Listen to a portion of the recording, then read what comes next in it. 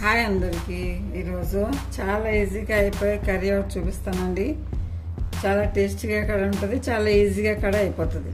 ఇలా ఆనియన్స్ ఇలా స్ప్లిట్ చేసుకోవాలండి. కట్ చేసుకుని ఇలా లచ్చా తీసుకోవాలి. ఇలా పొరలు తీసుకోవాలి. ఆనియన్స్కి ఇలా తీసుకుని పెట్టుకోవాలి. క్యాప్సికమ్ కూడా అలాగే కట్ చేసానండి.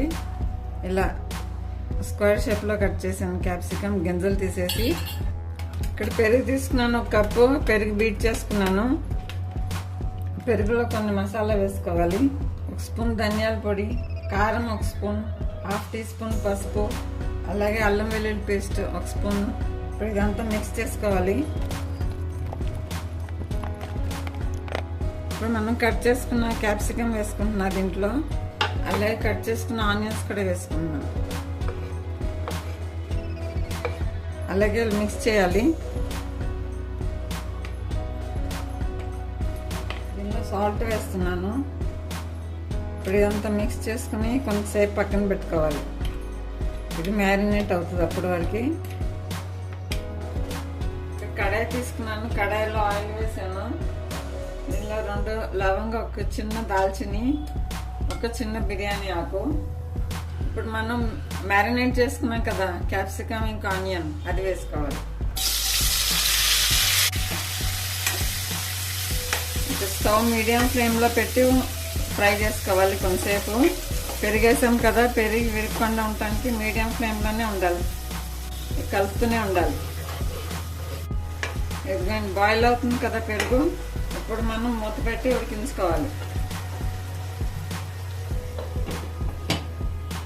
లో ఫ్లేమ్లో మూత పెట్టి ఉడికించుకోవాలి. ఎందుకండి ఆయిల్ పైకి వచ్చిందండి, ఇంకా కొంచెం ఎగరాలి. ఇంకా 2-3 మినిట్స్ ఉడికించుకుందాం. ఎందుకండి ఎగిరిందండి.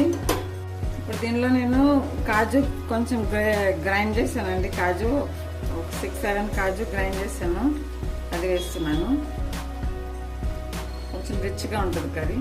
ఇది కూడా కొంచెం ఉడకాలి. మూత పెట్టి 2 మినిట్స్ ఉడికించుకుందాం. ఇప్పుడు కొంచెం వాటర్ వేస్తున్నాను. 2-3 టేబుల్ స్పూన్స్ వాటర్ వేసాను. ఇంకా 2 మినిట్స్ ఉడికించుకుందాం.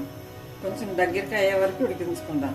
ఇక్కడ మీరు సాల్ట్ చెక్ చేసుకోండి. సాల్ట్, కారం సరిపోకపోతే వేసుకోవచ్చు. ఎందుకంటే కర్రీ రెడీ అయిందండి. Capsicum onion curry. కసూరి మెత్తి వేసాను నేను. దీనిలో కొంచెం వాటర్ కూడా వేసానండి. కొంచెం నాకు గ్రేవీ ఎక్కువ కావాలి, అందుకని కొంచెం వాటర్ వేసాను. మీకు ఎంత గ్రేవీ కావాలో దాన్ని బట్టి చూసుకుని స్టవ్ ఆఫ్ చేసుకోండి.